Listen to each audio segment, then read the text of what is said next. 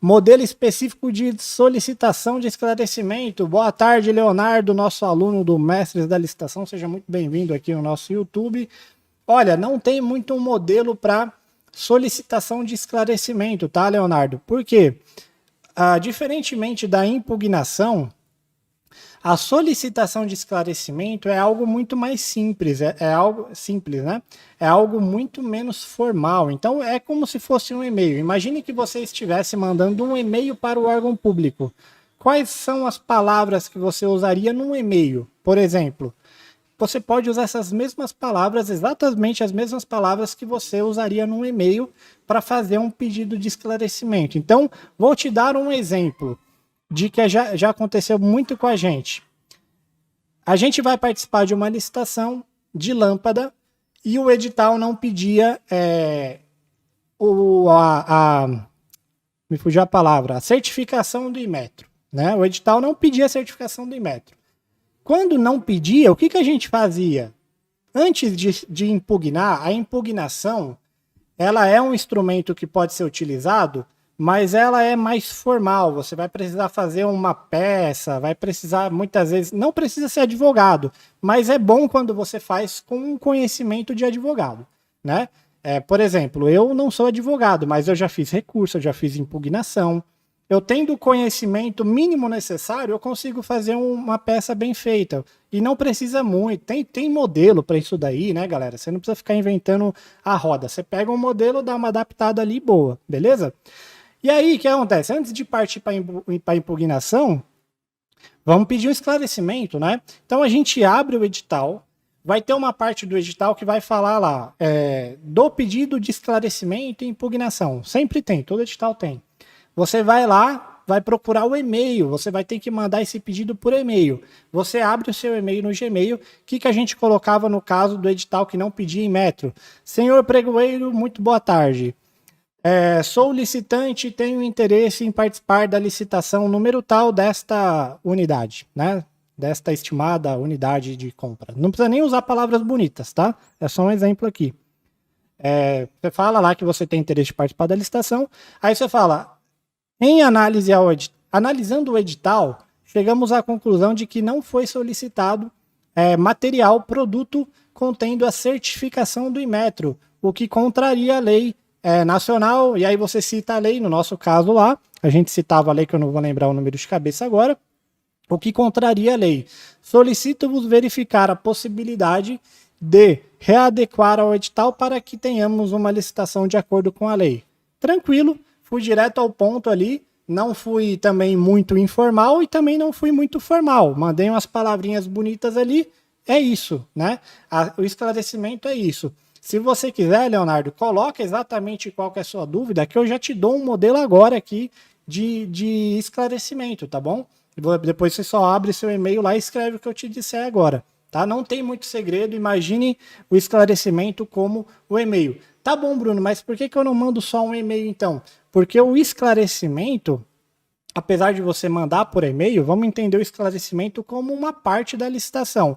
O órgão público, quando você manda um esclarecimento, uma impugnação, ele tem a obrigação de analisar, te responder e divulgar essa resposta dele lá no portal que vai acontecer a licitação, tá bom? Porque a partir do momento que ele analisa aquilo ali, ou melhor, a partir do momento que ele responde aquilo ali, e aquela resposta vai para um portal de licitação, aquilo passa a fazer parte do edital. A gente chama que aquilo ali tem vínculo editalício. Se eu não me engano, a palavra bonita que os advogados usam é essa daí, né? Vínculo editalício. É alguma parada dessa. O que você precisa saber aquilo ali é como se fosse o edital agora. Aquele e-mail que o pregoeiro te respondeu, aquilo que ele colocou no sistema, melhor dizendo, é como se fosse parte do edital. Então, caso ele te dê uma resposta e na hora da licitação ele não cumpra com aquela resposta que ele te deu, ele não segue aquilo lá que ele te falou, você pode impugnar você pode entrar com recurso e melar aquela licitação inteira, tá bom? Outro exemplo. Vamos dar um exemplo agora de produto que não atende ao solicitado. Vi lá uma descrição do edital, beleza, papapá.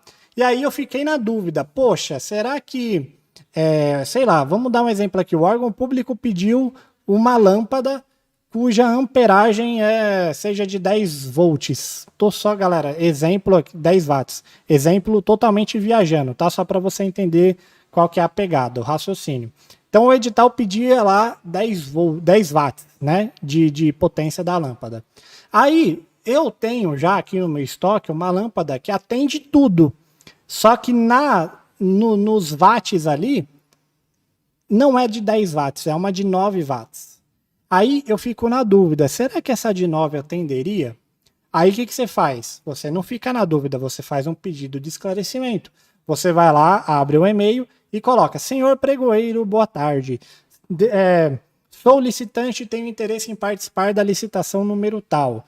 Gostaria de participar do item número tal, cujo produto seja lâmpada, e eu tenho um produto à pronta entrega, onde a minha lâmpada, o meu produto, ele atende todo o descritivo, exceto a parte dos watts ali. Pergunto, é possível ofertar um produto cuja, não é voltagem que fala, é a parte dos watts, seja de 9 watts e não de 10, conforme solicitado? Muito provavelmente ele vai responder não, muito provavelmente, porque teoricamente é uma lâmpada inferior. Agora, caso ele responda sim, se ele falar sim, é possível você ofertar um produto desde que ele atenda todo o restante do descritivo. Por exemplo, caso ele responda isso e ele coloque isso daí lá no sistema, aquilo ali passa a ser parte do edital. Chega na hora da licitação, se você ofertou a lâmpada de 9 watts, você ganhou, você mandou proposta, você mandou catálogo dizendo que a lâmpada tem 9 watts, e ele vai lá e te desclassifica dizendo que o produto não atende porque tem 9 watts e não 10 conforme solicitado. Aí você vai poder, muito bem, entrar com recurso dizendo que, olha só, fiz um pedido de esclarecimento, o senhor me falou que podia e agora você está andando para trás? O que é isso? Claro que você não vai falar dessa forma, né? Mas só para vocês entenderem o que é esse vínculo com o edital, tá bom? Espero ter respondido a sua dúvida. Vamos lá, ainda para concluir, boa tarde, Fernandão, seja bem-vindo aí também no nosso YouTube. Samuca também, boa tarde. Vamos lá, entendi. No caso, ele pediu 3 atestados de capacidade técnica que direcionam totalmente para um concorrente. Esse é o caso, tá? Ele pediu 3 atestados no caso. Tá, olha, eu desconheço, pode até ter, mas sinceramente eu nunca vi um edital solicitando no mínimo 3 atestados de capacidade técnica. Eu nunca vi e eu imagino que isso seja irregular.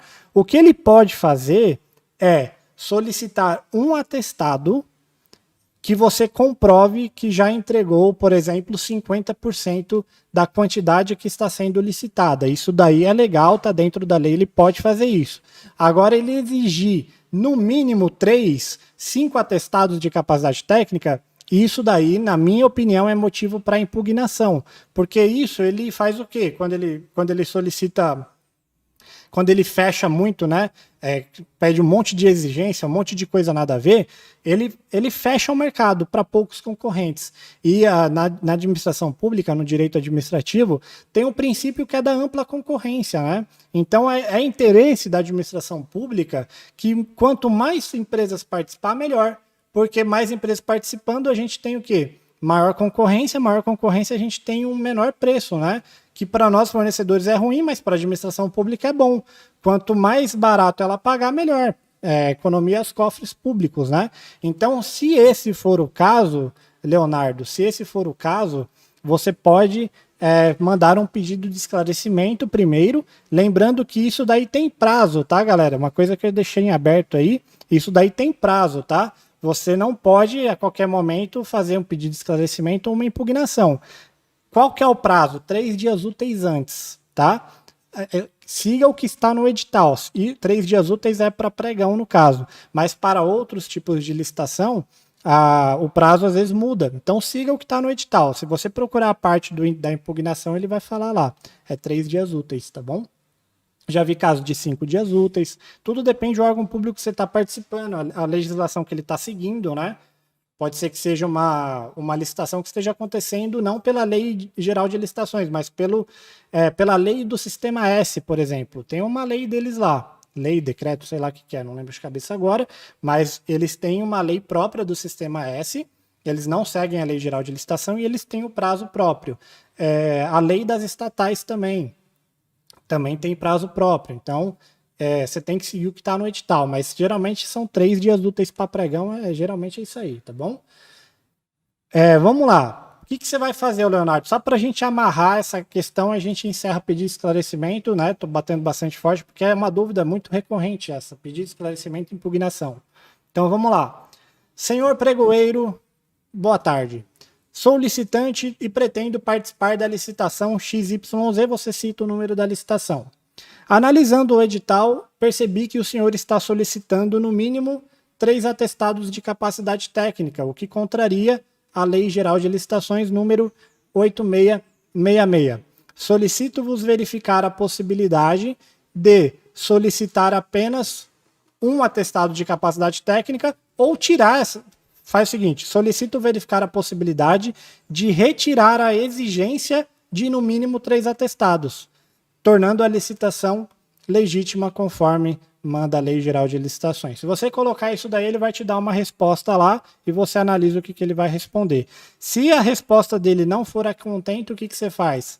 Impugna, tá bom? Já faz uma impugnação. A impugnação aí sim tem que ser um pedido mais formal, mais boladão, para você melar aquele processo de licitação, beleza? Então faz dessa forma primeiro, sempre parte, galera, sempre parte, fica a dica aí para tudo, né? Apesar de ser órgão público, apesar deles terem que seguir a lei, né, nada mais do que a lei, a gente não precisa logo de cara chegar com os 2 pés no peito. A gente não precisa chegar na voadora, né? Na agressividade, na ignorância. A gente vai com carinho, pô. Vai com carinho, não precisa chegar logo com os 2 pés no peito. Você chega lá e o que é o carinho? É você tentar resolver as coisas extraoficialmente. Você não vai logo pro pior. O que seria o pior nesse caso? Impugnar logo de cara. Então você tenta fazer um pedido de esclarecimento antes. Quando você está na licitação, é o que a gente faz, tá? Não é uma verdade, isso daí é só nossa experiência. A gente está numa licitação, quando a gente quer entrar com recurso contra alguém, eu já entro com recurso logo de cara? Não. Eu vou fazer o quê? Eu vou mandar um e-mail pro pregoeiro, vou até mesmo dar uma ligada lá e vou jogar no ar. Vou falar, senhor pregoeiro, beleza, solicitante, estou participando aqui do item 2 e eu vi que o produto que o vencedor ganhou desse item não atende ao edital por causa disso. Queria que o senhor analisasse, se for o caso, pedisse até um catálogo. Você troca uma ideia com ele extraoficialmente. E aí você joga a bomba para ele. Agora a bomba tá com ele, beleza? Se ele vai analisar ou não, já não é um problema seu. Muitas vezes ele vai analisar, confia em mim, ele vai, porque o dele tá na reta. Se ele aceitar alguma coisa que não está de acordo com o edital, ele tá colocando o dele na reta, beleza? E aí, caso ele analise e caso ele entenda que aceita o edital e você ainda assim não concorda, aí você vai pro recurso, beleza? Você não precisa aceitar quieto também, né? Você tenta na camaradagem, você tenta na conversa. Se ele não aceitar, aí você entra com recurso, tá bom? Agora, na maioria das vezes, quando a gente aqui sabe que a gente está na razão, a gente liga, a gente manda um e-mail pro órgão público, geralmente liga, né? E expõe o problema. Ó, esse cara aqui tá com esse BO, ele não apresentou documento, aquele outro ali, o produto dele não atende.